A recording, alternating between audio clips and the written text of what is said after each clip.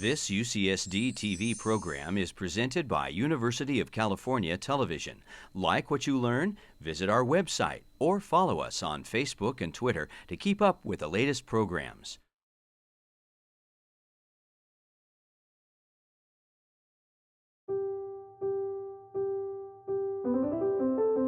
We are the paradoxical ape, bipedal, naked, large-brained, long the master of fire, tools, and language, but still trying to understand ourselves,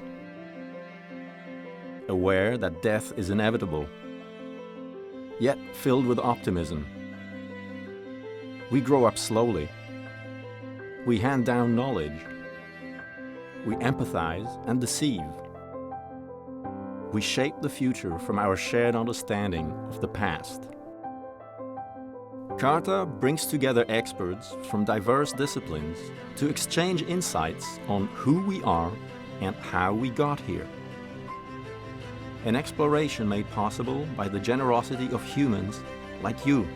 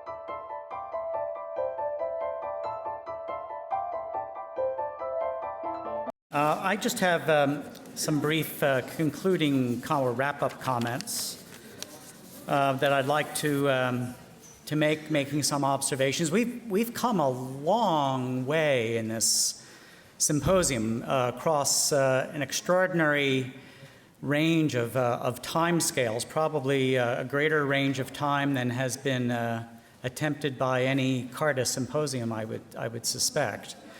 And I'd like to, given that we have made this transition from the study of human evolution and paleoclimate to the present and predictions about the future, I'd like to take us back to CARTA's mandate to understanding where we come from, and to try to provide that my wrap-up comments as a way of framing what we have heard in the last several talks.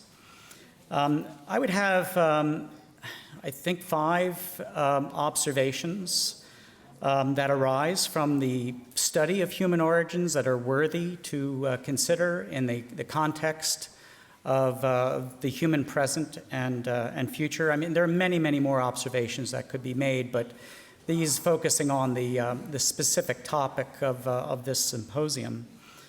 The first is we examined early on is that the predecessors, or the adaptations of our predecessors, not just their physical appearances, but also their behaviors, their ways of life, evolved in a Earth that was trending in particular directions toward drying and cooling, but also in a highly dynamic world, a world of dynamic climates, of dynamic landscapes, changing resources, changes in social surroundings, and so on. And so many aspects of the CARTA mission explore these areas. That's the first. The second is that the baseline adaptations of our species evolved embedded in ecosystems, embedded in the dynamic environments and climates that those ancestors of ours encountered. The fundamental charge of paleoanthropology, the study of human evolution, is to understand how human qualities, including our capacity for the diversity of cultural histories that have unfolded over the past thousands of years and are, of course, unfolding now, that these qualities have emerged in the natural world or by the processes of nature. So in other words, what the takeaway message there is that humans are integral to life. Humans are integral to the history of life, and that is inescapable, and it's inescapable in the Anthropocene.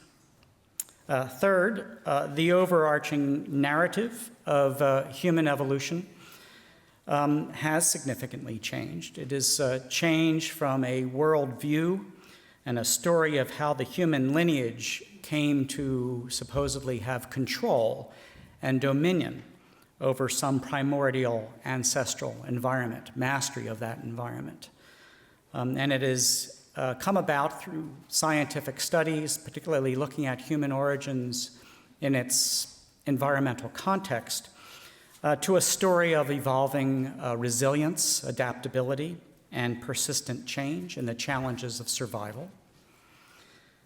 With regard to my own research, I used to see, like so many others, Africa, the place where I do a lot of my field research, as the cradle of humankind, a kind of a nurturing image.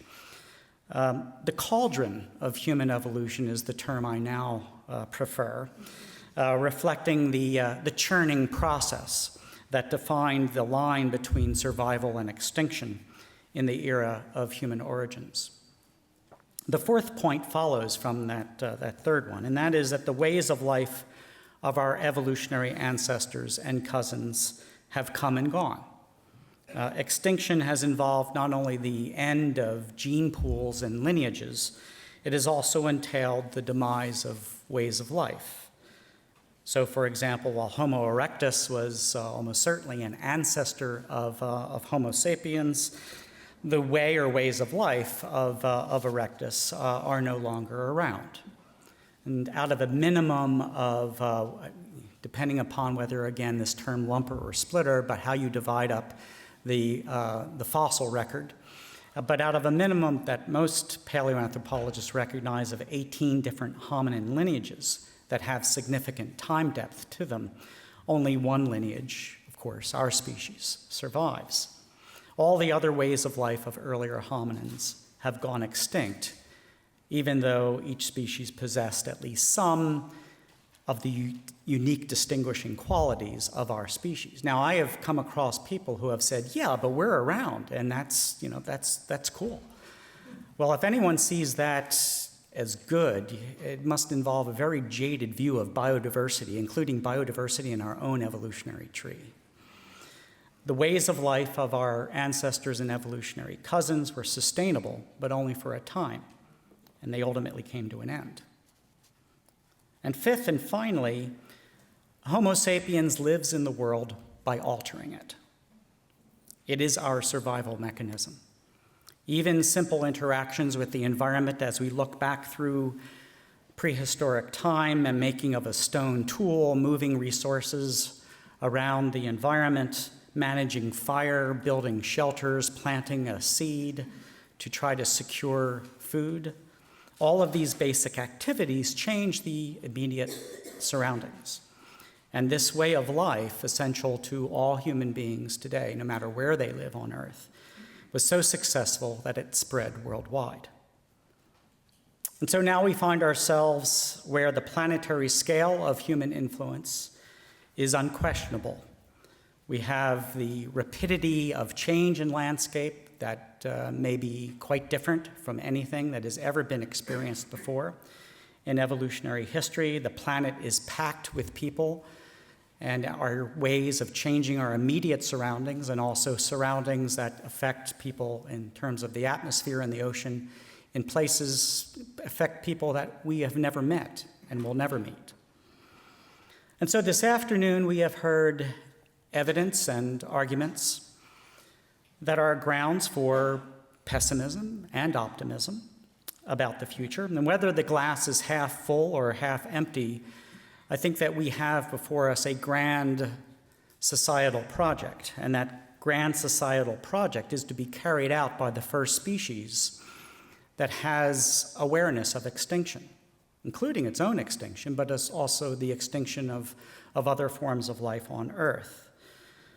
We are aware of human societies on all parts of the globe, and we are connected to them. It seems to me that many of the problems that we have addressed here haven't yet brought up the matter of whether the scale of the problem can be matched by the scale of our compassion. We are a species capable of developing principles of living in a purposeful and meaningful world and acting according to those principles and values, depending upon how much we care. The future will be a world of our own making. That's who we are.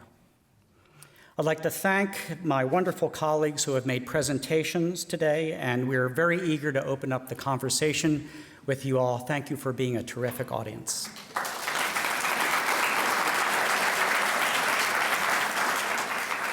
So this is the moment in which I act as your master of ceremonies.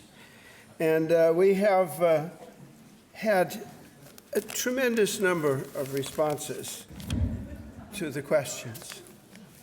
And I had to exercise chairman's privilege and select a few that I thought were of general interest. And I also tried to make sure that everybody got asked a question. And so I'm first of all going to ask the person to whom the question is directed to come up here and give the answer from here. So we've got a surprisingly interesting list of questions. The first one is the simplest to ask and maybe one of the more difficult to answer, and is for Professor Hublin. And it's simply, did Homo sapiens kill Neanderthals? Yeah, that's a simple one. Well, the answer is probably, occasionally. This being said, there are many ways to take the land and the resource of other people than killing individuals. This is a little bit politically incorrect, but we like to think on hunter-gatherers as sort of eco-pacifist or people living in equilibrium with other groups and etc. But we know that chimpanzees go to war sometime, and modern humans did quite well. So it would be very surprising that between the common ancestor of chimpanzees and humans and modern humans, nothing similar happened. But this being said, we don't have any direct evidence of that. Thank you. So here's one for Dr. Domenical. Can you come up? There you are. Here's one. Are ocean currents changing fast enough to impact human existence? In other words, the shifting monsoons resulted in wiping out ancient civilizations. Are ocean circulation things going to do the same? Change is going to do the same to us? That's a great question, whoever asked that, and thank you for that. So actually, a colleague of mine, Richard Seeger at Lamont Doherty Earth Observatory, where I work, has actually addressed that very question. And the answer is yes, that changes in ocean currents, actually the changes in sea surface temperature distributions, where it's warming and where it's cooling, is shifting where it rains, actually. And so that's one of the reasons why the American Southwest and somewhat for California is experiencing exceptional drought right now, is due to changes in the ocean currents. So this isn't so much the overturning circulation as it is the wind-driven circulation, but nonetheless, that is contributing to impacting our sustainability. So, great question. Okay, thank you. Looks like I'll select a few more. For Rick, I've got a question for you. It's a kind of chicken and egg question. Was the development of agriculture, at least in part, a consequence of increased population no longer being supportable by the hunter-gatherer economy? That is a question that was, in my understanding, was first addressed by an anthropologist, Esther Bozarop, a demographer, and anthropologist, who suggested exactly that, that it was a population pressure kind of thing. I think one of the things that's interesting when I think also of Jeff's talk and of Bill Rudiman's talk is to recognize that the origin of agriculture didn't happen just once. There were multiple centers of agriculture, and that there were, it's kind of hard to say that, well, because 12,000 years ago, for example, that there was one thing going on. I think that there may be examples of how populations, due to the archaeological evidence, that populations were moving up and down different elevations and had quite an adaptable system. That there is only really one answer to whether population pressure results in settling down and domestication and the intensification of agriculture. When you look in, for example, in Mexico, the Independent Center of Agricultural Origins in Mexico, you actually see thousands of years, this is the work of Kent Flannery, but thousands of years where it wasn't just hunting and gathering or agriculture. It was actually mixed, and people were doing whatever they could to get enough food. And in some ways, to buffer some of the seasonality differences, times of dearth and drought.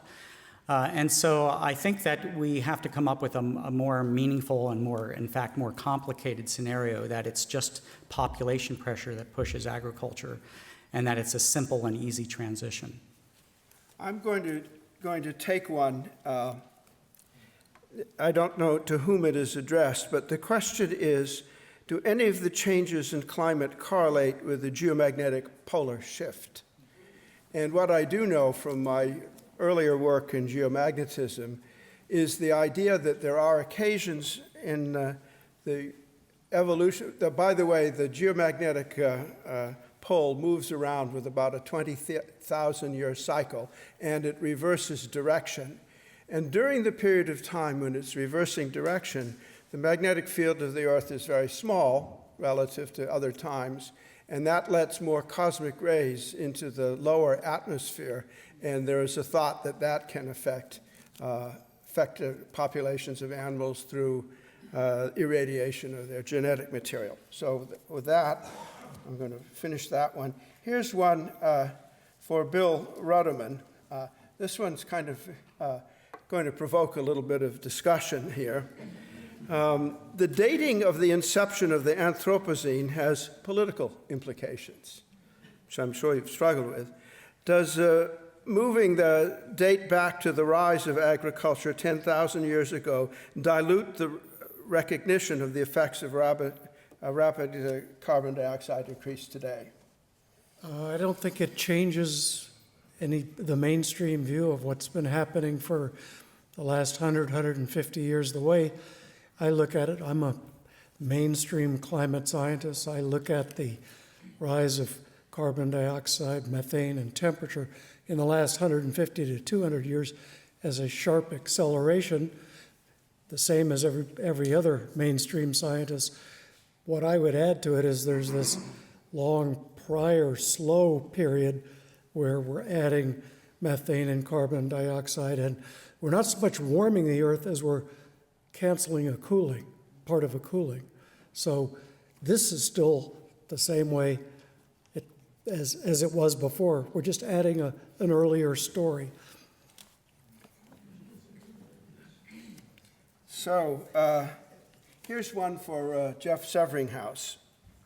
How are our oceans suffering acidification, different rates, and how will our climates, marine and terrestrial, change?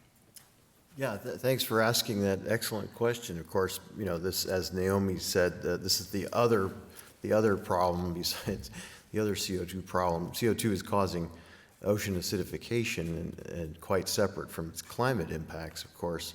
And that's a serious issue for many organisms that secrete calcium carbonate shells. It's going to get harder and harder for them to secrete their shells, and of course the impacts are not uniformly distributed across the globe. They're much worse in the colder parts of the ocean and somewhat milder in the warmer parts of the ocean, and that just simply is because the calcium carbonate physical solubility is much higher in the colder parts of the ocean.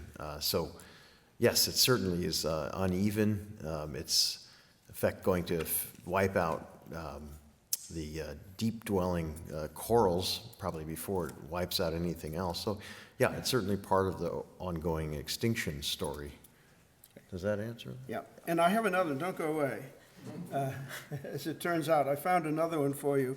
What was the cause of the moisture for the high snow load in the north during the last ice age? Was it the Arctic Ocean? Was that ocean and ice free?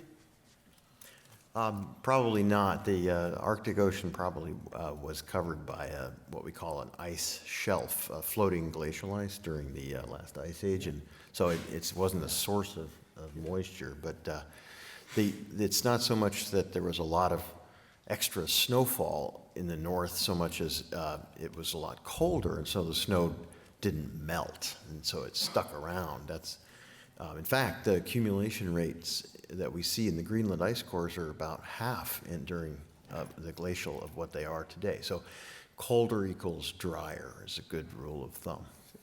Thank you.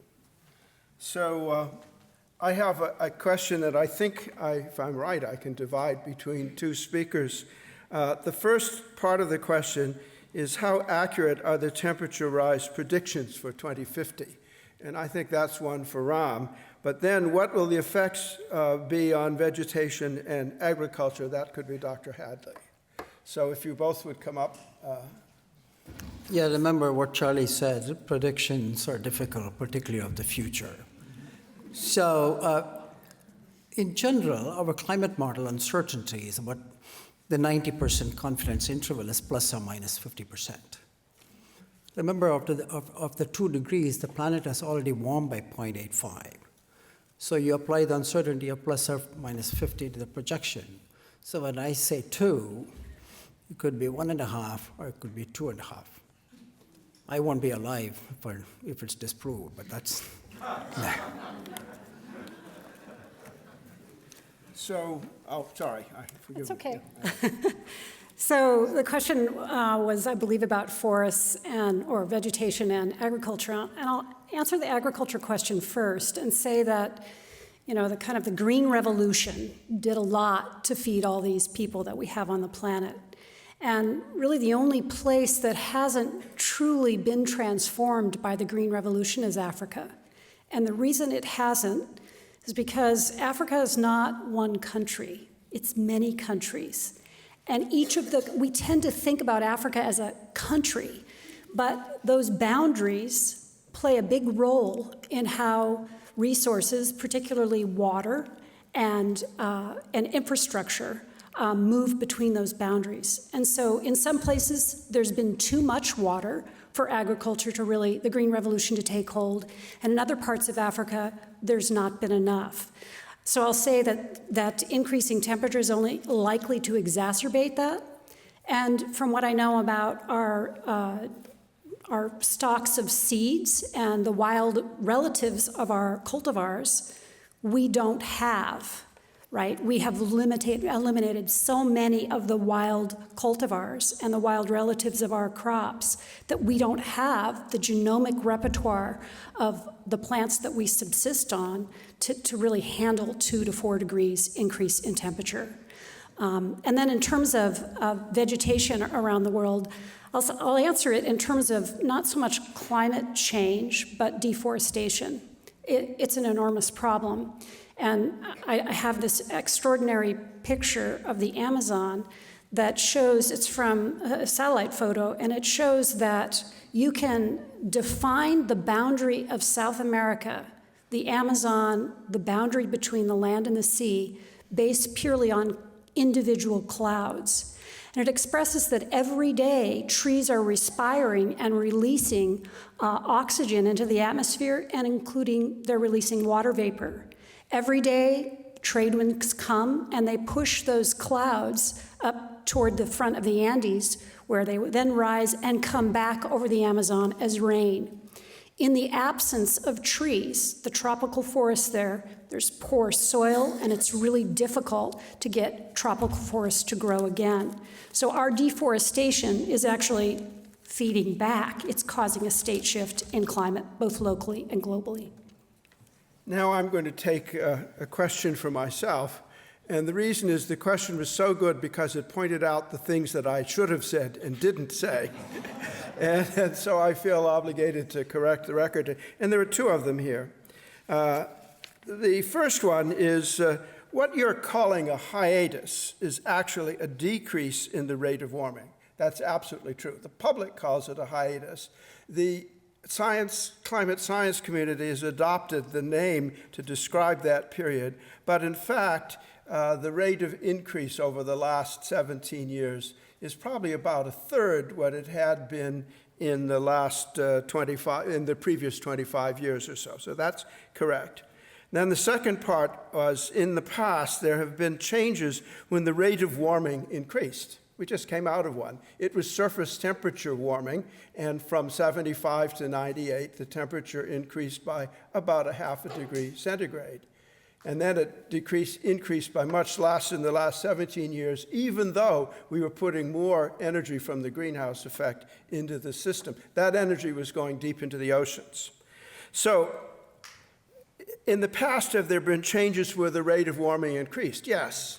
And in fact, you could argue that the change that I describe is just simply a change that in the climate science world is called a Pacific decadal oscillation, which oscillates back and forth every 30 years or so, with the additional caveat that greenhouse warming thinned the Arctic ice and created a much more rapid decrease of ice than we would have thought of.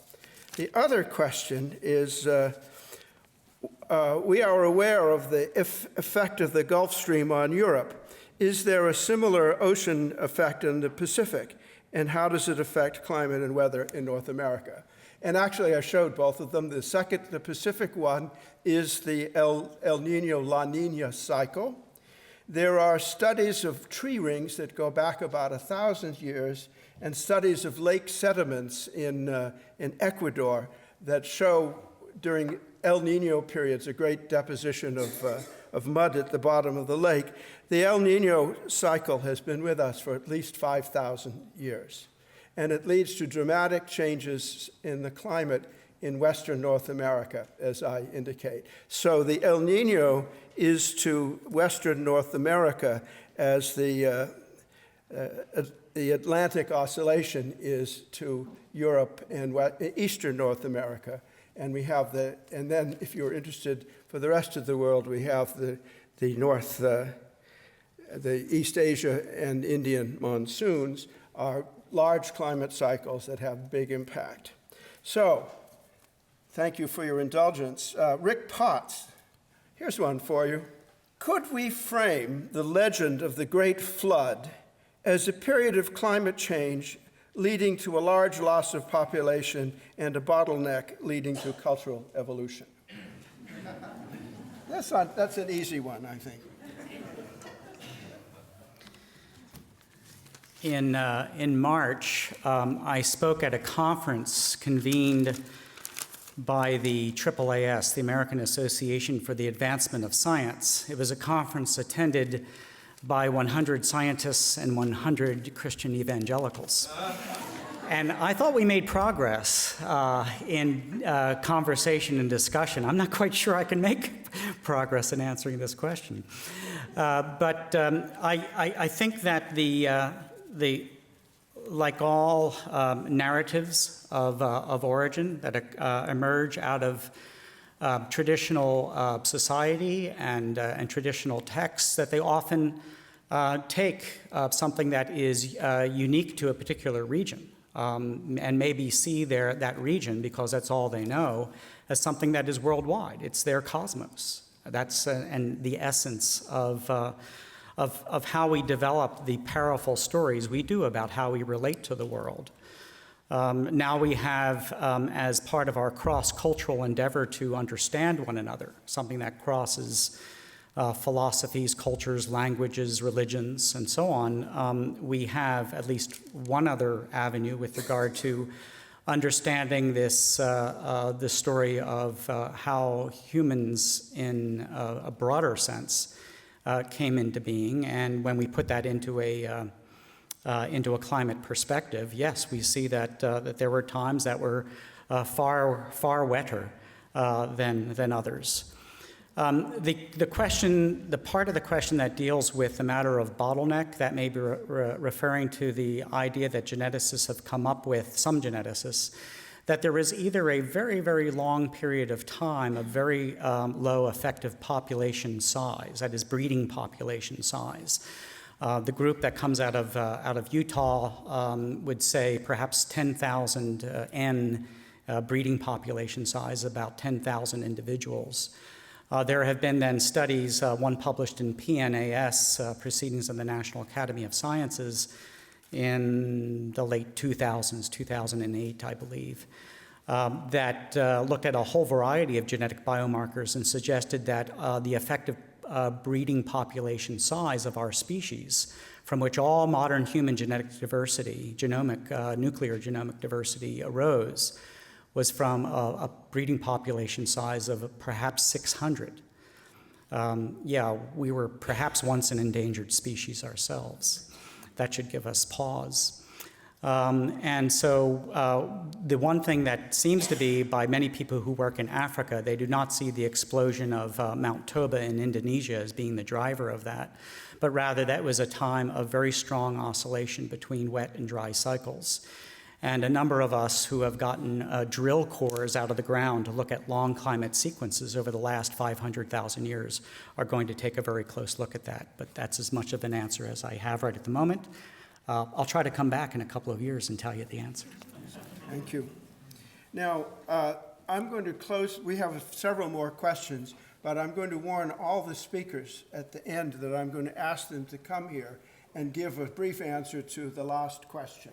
And so, so here's one, and I think, I didn't quite know how to address it, but I think I will address it to Ram. Yeah. Recent results in behavioral economics says humans aren't rational. How do we design strategies for survival as a civilization that transcend national and cultural limitations? Charlie, I clearly told you my origin is in quantum mechanics.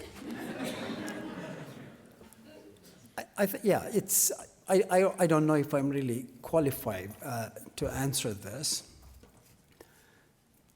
Certainly, as far as the behavior issue, I don't know if I can touch that, but clearly what I would emphasize is what we concluded, and you were there at the Vatican workshop, thinking about the sustainability issue. Remember, it brings in intergenerational equity, generations to come via damaging the planet, and intragenerational equity, which is what few of us are doing, is going to negatively impact. There it's clear we fundamentally need to change our attitude towards nature and to each other.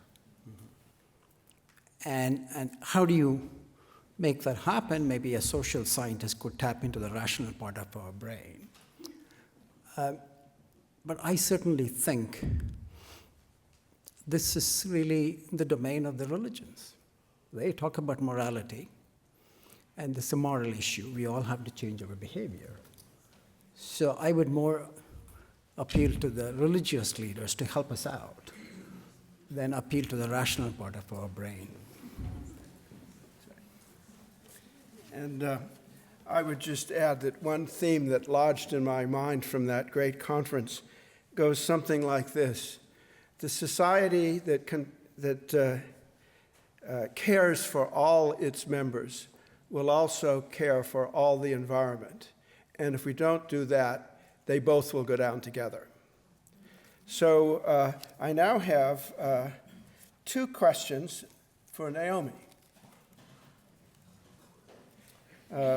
Well, there's two of them, and then we'll end with our final question here. For you, Naomi, in light of Hanson's action and critical feedback and the need for disruptive politics, as you argued, what is your advice to young scientists? All right. Well, it's a very good question. I think my advice to young scientists is this. We all have to do the interventions that we are able to do based on our personalities and our talents and our skill set. And if you're an aspiring scientist and you're good at science, then that's what you should be doing. And I don't think scientists need to become politicians or, artists or something like that. I don't think that makes sense. But I do think that scientists have a very important role to play in terms of explaining not just the facts of the science, but what they mean for people's lives. And I do think the scientific community needs to do that because no one else really can. Well, historians of science can, but there just aren't very many of us. So I think it's that explaining sort of, what does a temperature rise of 1 degree mean? Most people have no idea. Governor Kulongoski of Oregon, who came here a couple of years ago when his son Justin was a student at Scripps, he said, I go out into the countryside, I talk to farmers, and I say, it's going to be 2 degrees warmer. Well, first of all, they think it's Fahrenheit. And then they think, oh, so instead of a 68-degree day, it's a 70-degree day. That sounds good, right? So it's that translation of the science into its human meaning is really, really crucial. And I think that all scientists can contribute to that. Thank you. And this next question is a precursor to the final one. All right. And while Naomi is speaking, I would like to ask all the speakers to come to the front. And you may or may not wish to answer the question I pose, or has been posed, but I would like you up here, please. So Naomi, for you, given the conclusion that we could all have a mass extinction in the 21st century, how do you determine that humans will not also become extinct? Well, it's certainly possible, and never say never. But if you look at the history of the geological history that Liz Hadley showed us and that many of us are familiar with, I mean, there have been 5 mass extinctions in the history of the planet, 4.5 billion years. So that means statistically, the odds of a mass extinction any time in our lifetime is extremely low. Although, as some people have argued, we may be facing a 6th extinction based on what we are doing to other species on this planet, but that's a 6th extinction in which we survive but wipe out all of these other things. So it's not that it isn't possible that it could happen, it's just not very likely, and I don't think it's really the relevant question. Because if we're thinking about ourselves and our lives and the interventions that we can make as people living today, really the big question facing us is the next 100 years. It's what happens between now and 2050, whether we stay below that 2-degree limit or head towards 4 degrees and beyond. And the consequences, the difference between staying below 2 degrees versus going to 4, 5, 6, or beyond are very, very grave. And so I really think that's the question that we need to focus on. Thank you. Okay, gang. Now, here is the question. And I'm going to ask you to think of a brief answer, but it will sort of be a yes or no question with a couple of sentences as to why you think so. All right, so here's the question. After this insightful and informative symposium on climate change, should we walk away more hopeful or less hopeful? Somebody want to give it a try? The answer is yes. Okay.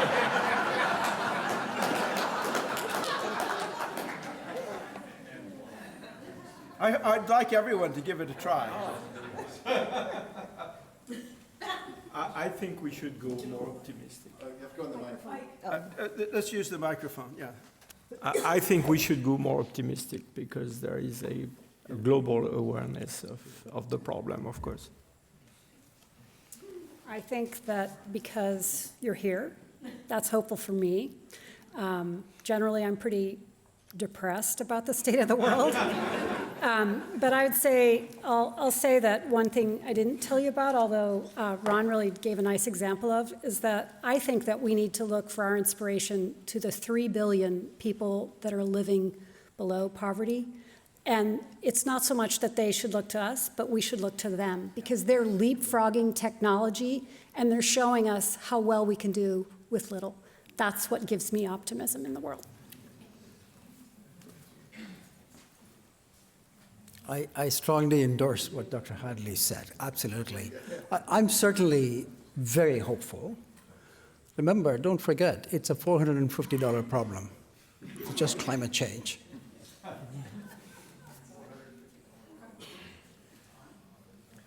Looks like we're all optimists here. My view is really simple, is that I think we have to be optimistic, and the reason why is that any other view is just too depressing. I mean, I think it's impossible to tell the lowest, the lowest 3/4 of the world's population that things are going to be worse for them than they are already, because they're already pretty dire. And so we have to not only envision a future that's better, but we actually have to make it. So that's my view. Well, I'm an optimist too. I believe that this is actually very hopeful situation in many ways, and partly because if you look back at history again, I love history. So the whole recognition of disease as a problem having to do with public health and sanitation, that didn't happen overnight. There were public health advocates that were working for maybe half a century, maybe even a whole century before we got sewage treatment systems. And so, I like to tell the audiences I speak to that there's no such thing as Republican sewage treatment and Democratic sewage treatment. Everybody's in favor of it, right? So that's kind of the way to look at this problem. It didn't get solved overnight, but we're going to get there.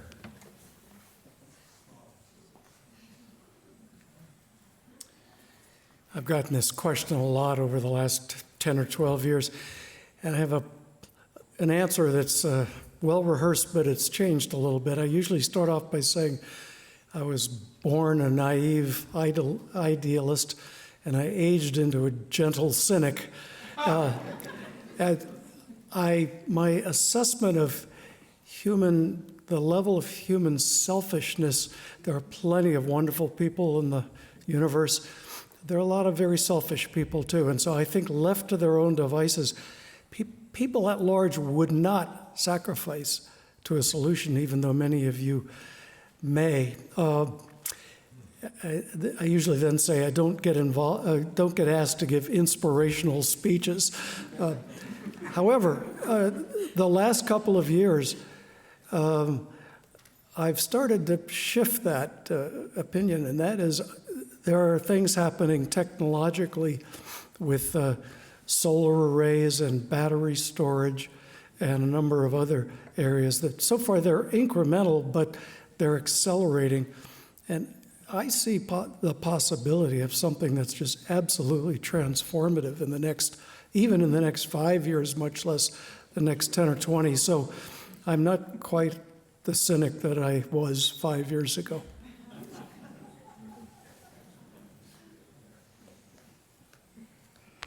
I guess I'm a glass half full kind of guy.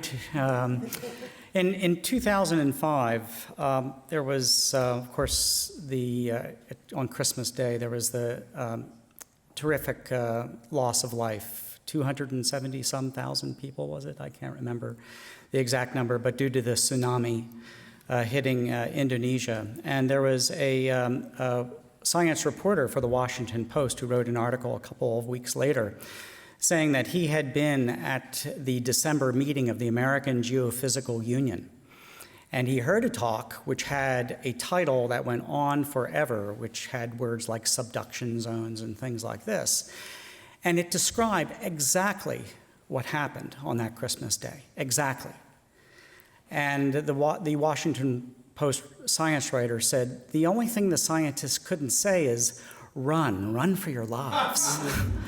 And I think that what that communicates to me, and I hope to all of us, is that we won't make progress just only by trying to throw evidence, throw data at people and expect them to understand. Data is no guarantee for caring. And no matter what we argue from a scientific standpoint is no guarantee for caring and for acting.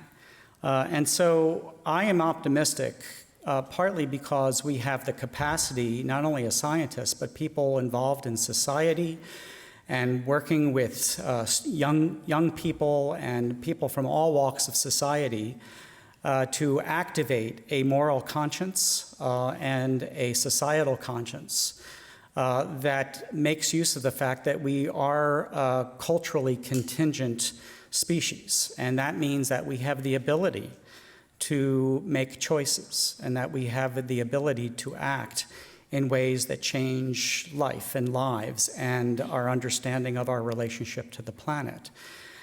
Historians can point to, much like Naomi did, to matters of slavery, the end in South Africa of the end of apartheid, matters with regard to global climate, the response ultimately to the ozone hole and the end of CFC use, and actually the tipping point, go to use the term that Liz Hadley used, the tipping point in America, in society, in all of those societies, actually took years, just years to do, not 10 years.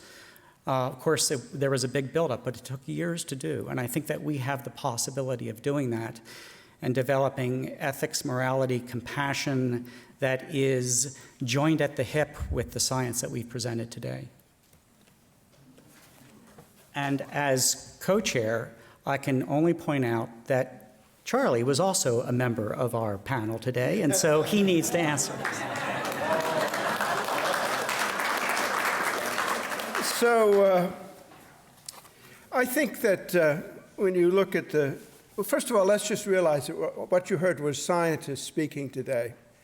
And we all live inside our disciplines, and we all live inside a limited sphere of knowledge. But we're all pessimistic, it would seem, because to a person, I think, in the sustainability arena, each of us would say within our limited perception that we've never seen problems quite of this scale. And more than that, nobody's listening. Those are big problems. And so we're pessimistic. But you have to step back from the structured knowledge that we've tried to relay to you and think more philosophically. We're thinking about the next century, but I'd like to point out the tremendous problems in the last century that our grandparents and parents solved. The century started with terrible mass warfare, conflict between dictators, much reduced. The nuclear threat, unprecedented, much reduced. Colonialism, gone, to a large extent. And finally, we began to solve the fundamental problem of the third world, and we now have set, as a civilization, the 4 billion on the way to a decent way of life. So these are enormous transformations in society that took place that no one in the year 1900 could have predicted, much less the airlines and space travel. And so I count on the creativity of human beings, this enormously competent culture that we all live in. I count on increased connectivity in that culture, and that connectivity is sustained and propagated by our concern for each other and the ethical concern that we will develop for ourselves as a civilization and for our climate and environment as a whole. So with that, I commend you for staying with us, a complicated and long and very informative technical discussion, and I hope you'll give all our speakers a chance and some applause. And then the last word is yours.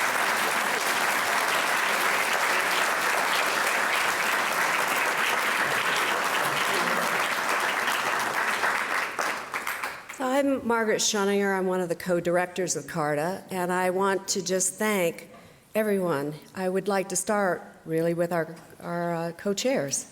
That was just a phenomenal series of presentations that you have put together. I would also like to speak to the speakers. Each one of you, I think the thing that struck me was how integrated you were, even though I don't know that you knew that when you started, but it brought us a sort of a whole piece of something, and I greatly appreciate that. And I will also thank our supporters. I mean, there may be many of you in this room, but there are many people who are our supporters who are not in this room. And so I want to thank the people who have supported us. And finally, I want to thank the audience. And I also want to say that those were the best set of questions I think I have heard at a CARTA symposium.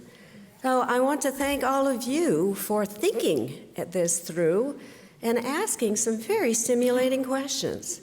So I will now close and thank you all for great speaking.